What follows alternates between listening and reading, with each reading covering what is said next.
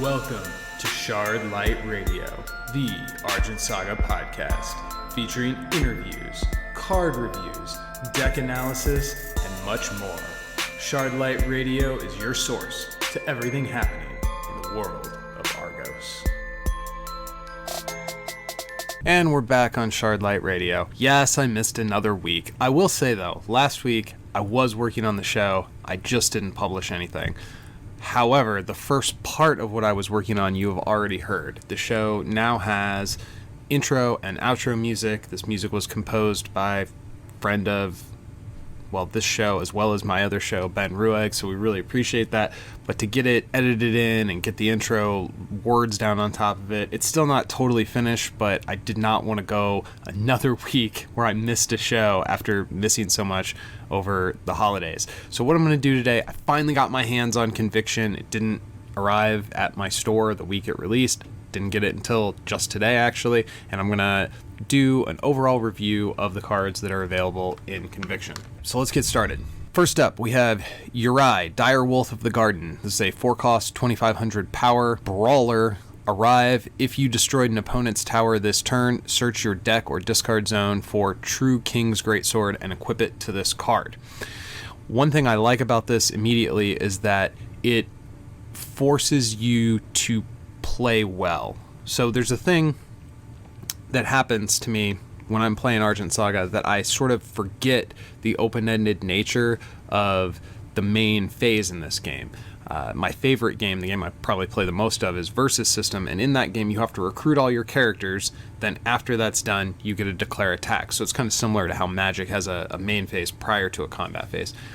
Argent Saga doesn't do that, and I have been punished numerous times where I did all my recruiting and then I realized after the fact, oh man, now I've exposed these units to the negative effects of what happens to towers when I declare attacks. So I like that this card is instituting kind of good play habit hygiene within the text of how it works, because maybe I need that help. So what does the True King's Greatsword do? It is a 4-cost augment. I didn't mention this beast is legendary, so you only get one, and the Greatsword is also legendary, so again, you only get one. You equip this sword to target unit. The equipped unit gets plus 500. Whenever the equipped unit destroys a unit in battle, put 2 counters on this card. So the counters go on the augment, not on to the unit. This isn't new. We've seen this before. What is it? Sky Monarchs, Dagger, whatever that air augment is. Remove a counter from this card to deal 1,000 damage to target unit. Remove 2 counters from this card to deal 1,000 damage to target face-up tower. So it doesn't say there's a limit on how many counters you can put on this card, and you don't necessarily have to pay to recruit it because you've got this 4-cost beast. So that could be a heck of a turn 4. You pay for, you kill something, break a tower, then you pay for this dire wolf, you get this Greatsword out of your deck, which automatically makes him 3,000 power for a cost of 4, which is really good, and then he's got Brawler so you can attack. Then you get 2 counters, and you can pop those 2 counters and blow up another tower. That's pretty cool. I don't care for it being limited to face-up towers, because there's certainly times where you could, through the process of elimination, know that that face-down tower only has 1,000 power. Technically, you're not removing 4 counters to deal 2,000 damage. You would have to have 4 counters, and then you would have to take them off 2 at a time. Like any augment in the game, as long as Zephyr Crystal exists, it's hard to get that excited about it. Yeah, this could be really cool, but if my opponent can essentially infinitely destroy augments for incredibly low cost, it's kind of tough to devote slots in your deck to playing this. I don't think you would ever play this without the Dire Wolf. Having to pay for to get this effect seems pretty expensive. I think the reason you have this in your deck, if you have this in your deck, is specifically so that you can yank it out of the deck with the Dire Wolf. Next up, V, Matron of Miracles. Expel any number of gear from your discard zone. Target unit you control with cost X or less cannot be targeted by spells or abilities this turn. If it's exhausted, recover it. And X equals the cost of gear you expelled. So that could be kind of cool. When I initially read this card, I saw the 3-cost, 1,500 power, totally passable. It's not fantastic, but it's not a drawback. but I've read the ability as having to discard a number of gear equal to the unit's cost, and that's not great. But if you can discard a total cost of gear to equal the unit's cost, well then if I'm trying to protect, say, my Repro Bloom, I can do that with just one gear that happens, Shining Shard Dagger, which is something that you want to run anyway. Is this the best use of the 3-drop slot in your deck? I'm not sure that's the case, but this does give the Light faction a little bit more ways to kind of protect their stuff.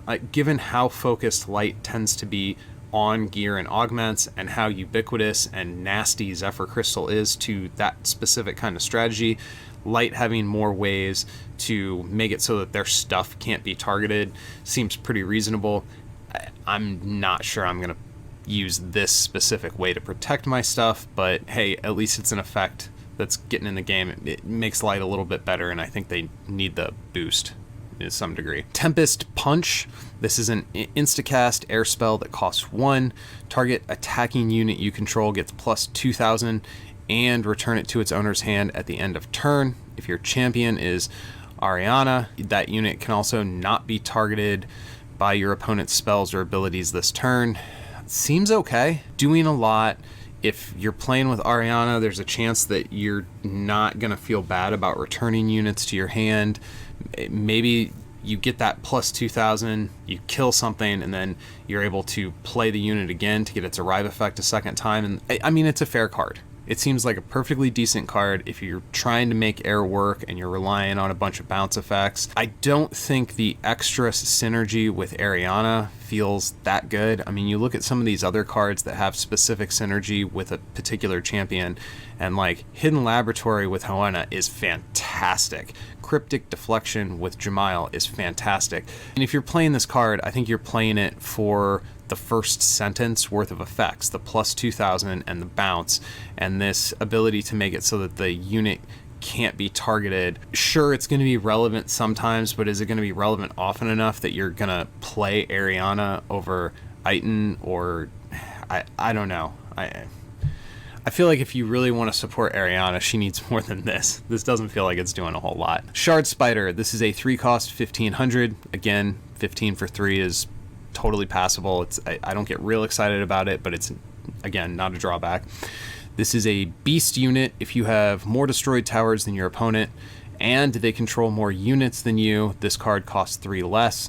So if you're losing the game badly, you can play this guy for free, and 1,500 power on a unit that costs 0 is pretty nice. Rive ability, exhaust target unit your opponent controls. It does not recover during your opponent's next charge phase. Okay, so this is obviously a card that's designed as a comeback mechanic. So you get to play this and try to dig yourself out of a hole. Yes, if you're in a situation where you have more destroyed towers and you are losing board control, being able to play this guy for free, lock down a unit, and then also do other things on your turn, that feels pretty good. But being in that situation to begin with does not feel pretty good. And do you want to build your deck around the idea that you are going to be behind and that you have to use this pretty decent 3-drop to dig yourself out of being behind? I guess it's a bit of a boon as well that this is a neutral card. Because it's an Argent card, it can go into any deck. So if there's any kind of like slower combo-y type deck where at some point you're going to have to turn a corner and start fighting for the board,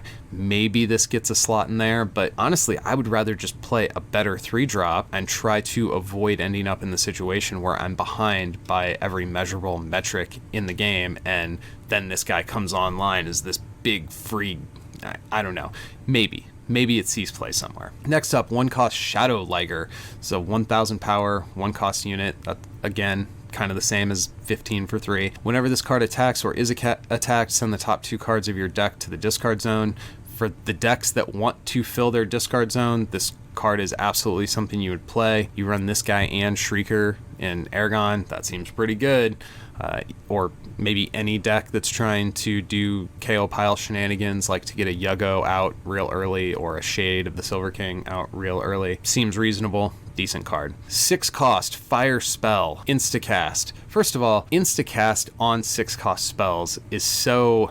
like, you have to float 6 shards to be able to play this when instacast speed is ready for war. Reveal the top 5 cards of your deck, put into play as many revealed fire units as possible with a cost 3 or less, send the rest to the discard zone. That is certainly playable, but if I'm playing a fire deck, is the move that I really want to make to not do anything on my turn, pass, and then on my opponent's turn go, aha, I have a chance to get maybe 5 units into play. I mean, that could be really good. If your deck is predominantly fire units that are 3 cost or less, you could go from having no board to a full board, and those units could come, like you could do this at the end of your opponent's turn, and now you have a full board going into your turn. How often are those big swings going to happen?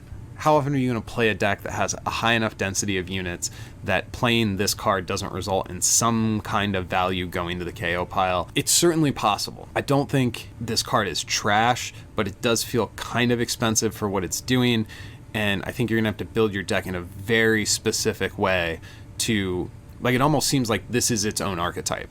Is a deck that's just only fire units of very low cost and some of this ready for war action. Maiden of Leviathan. Okay, this is a 2 cost 1500, so right there that's a better stat block than what we've seen for some of the other cards in this expansion thus far. She has an arrive ability. You may flip one of your towers face up. Then if you have 2 or more face up towers, draw a card. So this is a good stat block for a 2 cost card.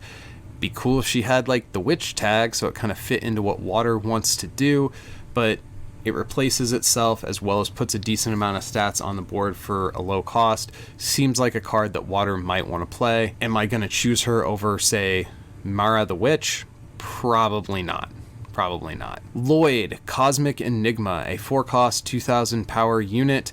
Arrive, choose an element and choose one of the following. This card cannot be targeted by spells or abilities of the declared element, or ignore the effects of all towers with the declared element as long as this card is on the field. 4 costs for a tech card is kind of expensive, but given how people play this game at a high level, it seems likely that you will be able to find some space in your deck and late game drop Lloyd, declare whatever the color is of the tower you're afraid of, and then feel safer making your attacks. Is there going to be room in your deck for this effect? I think some people are going to make room for it. I do think it's maybe a little bit expensive for what it does, but I also think given what we know about how the meta so often shakes out to be these slow, grindy type of matchups, that this card is going to see play in some players' lists, even though I think maybe you're overpaying for what he does. 4 costs, 2500, Jacoby the Vampire King. Sacrifice this card. Put target unit from your opponent's discard zone that was put there from the field this turn into play under your control. So again, this is another card that rewards you for good sequencing, good Argent Saga specific sequencing, where you can declare your combat and then benefit by saving your recruits until after you've done some of your attacks. 2500 for 4, slightly expensive, but it's not terrible. And you don't have to sacrifice him the turn he comes into play. You can play him, do some stuff with him, and then on the next turn sacrifice him to steal a unit that you could. So even though he's 4 for 25, realistically he's going to generate more stats for that 4 Shardlight that you invest into this card. Seems like a pretty good unit. Seems like Dark gets all the good units. 2 cost, 1000 power. That is not a stat line I am impressed with. Isa the Cloud Mender. Ruined. You may equip this card to target unit you control. While equipped to another unit, treat this card as an augment, not a unit. If a unit equipped with this card would be destroyed, you may remove all damage from that unit and destroy this card instead. Kind of an okay effect. Her poor stat block is sort of irrelevant given how the card works. You actually want her to die so that you can use her to protect something else. Yeah, preventing your opponents from being able to target your units is a solid effect, and this lets you have that kind of protection, and you don't have to pay for it the turn you use it. So you could pay Isa, you could kill Isa, and now you've gotten that effect on a subsequent turn without having to float some mana to be able to respond to something your opponent does. But then, of course, your opponent knows, all right, if I want to get through to this unit, I've got to use multiple effects because of this Isa Cloudmender augment. Maybe it's good enough. Seems like I would maybe rather be doing different things with my mana, but if there's some kind of an air build where you're really focused on one dude, kind of like the way there's light decks that focus really heavily on Iskandar. Perhaps this card could have a home in that element. 2 cost, 2000 power, Grove Elemental. Hey, that looks familiar. Arrive. If you've played at least 2 other cards this turn, put the top card of your shard deck into play. When this card leaves the field, your opponent may destroy one of your shards. I don't know, man. Yeah, the Arrive effect is pretty cool. And if you can get Rudy down and then play this Arrive effect, that's even more cool. And if we lived in a world where stuff like Skytree Command Center was good, he's even better. Yeah, you could play him, try to silence him somehow, and then you don't have to deal with the drawback until there's a super relevant, pressing need to ramp to something. Like, there has to be something you're ramping to make these kinds of cards super valuable. I would almost rather just wait another turn, do something else with this 2 Shardlight. I mean, I don't think this card is necessarily terrible, but it certainly seems to me that the design team is a little bit afraid of ramp, and therefore they're kind of overall undervaluing and inhibiting the ability to ramp quickly. And maybe that's with good reason. Maybe they've done some playtesting where they had more powerful ramp effects, or ramp effects that didn't have these kinds of drawbacks, and it just degenerated. I could see that in a game that's locked to a total. You're never gonna have more than 10 shards at any given time. Ramping to them sooner, okay, maybe there's a danger there that I'm not fully respecting, but this card seems like it does a cool thing, but the drawback is big. 2 cost, 1000 power, water card, Expanding Elemental. Arrive. You may shard drain 1. If you do, search your deck for an Expanding Elemental and put it into play. So you can pay 2, and then you can shard drain, which is kind of like paying a third next turn, sort of, is a way to maybe think about it. And you can have 2000 power worth of units on the board. I think if I'm playing water, I think I'd rather just play Mara than this Expanding Elemental. Yes, it thins your deck, so does Mara, and you don't have to shard drain. Yeah, revealing information from your hand can be a drawback, but when I play Mara, I try to reveal spells that sort of mislead my opponent what my actual options in my hand are. Maybe if there's an elemental deck, I will choose Expanding Elemental over Mara, but as of right now, with what I know about the card pool, I don't think this card is ever going to see play in any of my water decks unless somebody steals all my copies of Mara. 4 cost, 2500 power, dark unit, the Death Whisperer. This is a demon, and maybe at some point there will be relevant demon synergies. Arrive effect. You may sacrifice a unit with Ruined. If you do, its Ruined ability triggers twice. So this is kind of a faction-locked Rudy with better stats, higher cost. Okay, sure. There's gonna be decks that are built around Ruined abilities, and this one lets you do a Ruined ability twice. Sure. But again, 4 costs for a tech card feels a little expensive. 1 cost, light spell with instacast, Dance of Blades. Deal 500 damage, deal 500 to target unit, and if this destroys it, put a knight token into play. So you pay 1, kill a thing, and if you do, you get 1500 power knight. Seems okay. Definitely feels like you would put some damage into something and then use this to finish it off to get that knight token. If you're not getting the knight token, pay 1 for 500 damage. Doesn't Fire have a spell that you pay 0 for 500 damage? If you're not getting the knight token, other than edge, sure, there are going to be edge cases where just killing the thing is important enough that you'll pay 1 to do it. But in general, I think where you want to play this is in a deck that cares about flooding the board with knights, and this is just a cleanup card that generates a little bit more value for you. I would be surprised to see very many cases where people pay 1 to do 500 damage. Oof. 3 costs, 1500, light card, Commander of Light. Exhaust, recover all units adjacent to this card. They cannot deal damage until the end of turn. So obviously the idea here is you get an attack with a Guardian, and then you get a ready a Guardian. So this is kind of like a Sola Spirit effect. 1500 power on a 3-drop is fine. Is this the 3-drop you want in your light deck? I mean, maybe. If you play a Hikari, you get to attack with those guys and then ready both of them, and you still have that Guardian wall. I'm sure there's a deck you can build around it. I'm not sure that it's going to be a top tier competitive deck. 5 costs, 2500. Oof. Battle Angel of Dominion. Arrive. You may reveal an Argent unit from your hand. If you do, destroy target unit. So this kind of feels reminiscent of the Twilight Knight, only you don't have to worry about what's on the board to use the power. She doesn't have quickness, so it's not exactly like Twilight Knight, but it feels to me like there's kind of a push to almost, if you want to have a deck, most or maybe even all Argent cards, and this would fit into that kind of deck. As of right now, would you play this over something like the Ayakuma Juggernaut? I don't think so. But then again, the ability to destroy a unit is pretty good. 2 cost, fire unit, 1000 power, Ashborne Shaman. Whenever your opponent plays a spell or uses an activated ability, you may search your deck for a fire spell, cost 1 or less, and add it to your hand. There just aren't enough good fire spells that cost 1 or less. Like, why are you going to play this? There's just aren't enough good fire spells.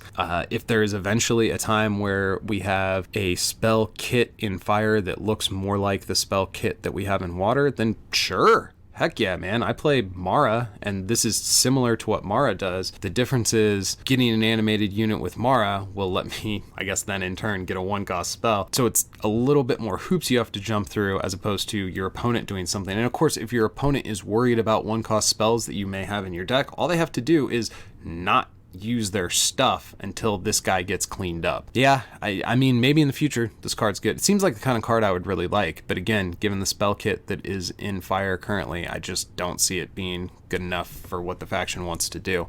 3 cost, 1500, fire unit, Ashborne Conjurer. Whenever an opponent plays a spell or uses an activated ability, you may put into play a fire elemental token, which is a 1000 power fire unit with ruined, deal 500 to target unit. So whenever I play a spell, you essentially have the ability to put 1500 damage somewhere. Seems okay.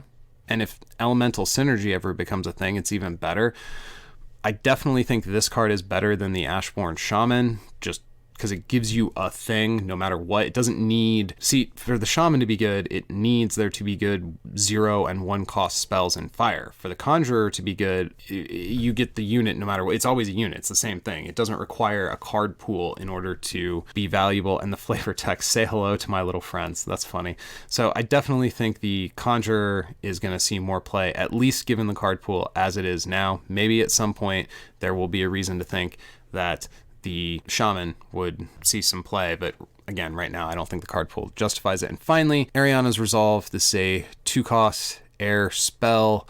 Choose one. If your champion has Ariana, you get both. You can search your deck for an Ariana or Ara unit and add it to your hand, and or put target Kala unit or Ariana's Amulet from your discard into play. I don't think you play this if your champion isn't Ariana, and even if your champion is Ariana, getting the Ariana units and the Ara units that we currently have doesn't feel great, and the Kala unit that we currently have doesn't feel great either. So if there are ever better Kala the Koalas out there, or better Ariana or Ara units available, this card will obviously become better the better the options are for the units that you can target. As of right now, the Betrayal Ariana that has, or maybe it was even the intro deck Ariana that has synergy with Call of the Koala is not very good. And the new Ariana that lets you search for an item, sure, maybe there's something there, but how stuffed is that deck going to have to be? It feels like the deck doesn't know what it wants to do. So this is legitimately, I think, a good card to support Ariana as a champion, unlike the other champion support that we got, where the champion support feels very much tacked on and kind of an afterthought. This feels like a card that was built from the ground up to be good champion support for Ariana. Unfortunately, I don't know that Air has enough going on to really make Ariana a top tier deck. I do think as soon as something happens to protect augments better, to make Zephyr Crystal less of a threat, Ariana plus Skytree Command Center can be a pretty nasty deck. It can move really quick. What do I think about Conviction as a whole? I think the lower price point is important. I think a lot of the new cards in this set are exciting to play with and fun, even if they aren't necessarily going to show up at top tier tournament tables. I think the 5 reprints were fairly well chosen. I really particularly like the full art Title Rush that's in the box. It's been said that they're not going to do another expansion. Now, again, in Argent Saga terms, expansion means these LCG style packs where you get 25 cards and you know exactly what every card is going to be before you open the box, as opposed to sets, which are the booster packs. They've said they're not going to do this again. I think that's a mistake. I think the reason these expansion packs have been problematic particularly with Generations and Genesis, is because so many of the cards ended up being rares in Revelations. You had just this huge density of cards that you bought at kind of a premium price that ended up making your packs that you opened later feel like a bummer. They did do better with Conviction, but there's still 5 of the cards are reprints, and if we're talking about players that have been invested in the game in a while, I don't actually need 3 more title rushes. Yeah, they're cool, but you know what else would have been cool? Just make it a 20 card pack and let me buy it for 15. You know? Further, putting legendary cards into these expansion packs is just ridiculous. You know, people that are really into the game are going to want to buy 3 packs, and they're going to have extras of these legendaries. What am I going to do with those? Who am I going to trade those extras to? All of my friends in my playgroup are also into the game the way that I am, so they're going to want 3 copies of the cards that come in this box that are good, that you need 3 copies of, so they're going to have extras of these legendaries too. Yes, I can sell them on the secondary market, but who is the person to whom I'm going to sell these? Somebody who is casually interested in the game enough that they specifically want True King's Greatsword and the Direwolf combo? I don't know. I just don't see. I think it hurts the overall value of the product, and in order for these set card releases, these LCG style packs, to be successful, what you need is every single card in the pack needs to matter, and it needs to matter for all 3 purchases. So my first purchase, the Direwolf, matters. My second purchase, which I need to have my second copy of Death Whisperer, Direwolf doesn't matter. And then the 5 reprints, for me at least, don't matter at all. So I don't think that the LCG style packs are a bad idea. I think the way they have been handled thus far is not very shrewd, and it kind of bums me out that they showed they were willing to make improvements on these packs, which Conviction I think is arguably a better product than either Genesis or Generations, and now they're saying they're just not going to do them anymore. I think that's the wrong lesson. I think the lesson that needs to be learned is that the execution was flawed, not that the underlying idea was flawed. But that's my opinion, and this is where we are. Also, speaking of bad ideas, the last show I did talked about the LCG pack, and I was under the misimpression that you got all of the cards shown in every pack for $4. No. You get 1 card for $4, which has a chance of being reprint garbage that you already have, or a chance of being an awesome new water spirit. Who is this product appealing to? I mean, first of all, I'm sorry I said it was a good deal. That was a mistake. I just flat out misread the press release, and it wasn't pointed out to me until after the show went live. So I apologize to anyone that heard that and thought, oh, this is going to be a great deal. This is not a great deal. This is not a great deal at all. The hardcore players, if I'm going to go in to my store and buy a single card for $4 and it ends up being something I already have a playset of, that is a terrible feeling. And then I have to keep pulling the arm on that slot machine to hopefully get to the spirit in my favorite element. Oh my goodness. No, I don't think this product appeals at all to the kind of player who's just coming into the game and maybe doesn't already have play sets of those crystals and feel really excited about getting the full arts. And I'm not entirely sure that it appeals to the hardcore player who simply wants to chase the cards with the best mechanics.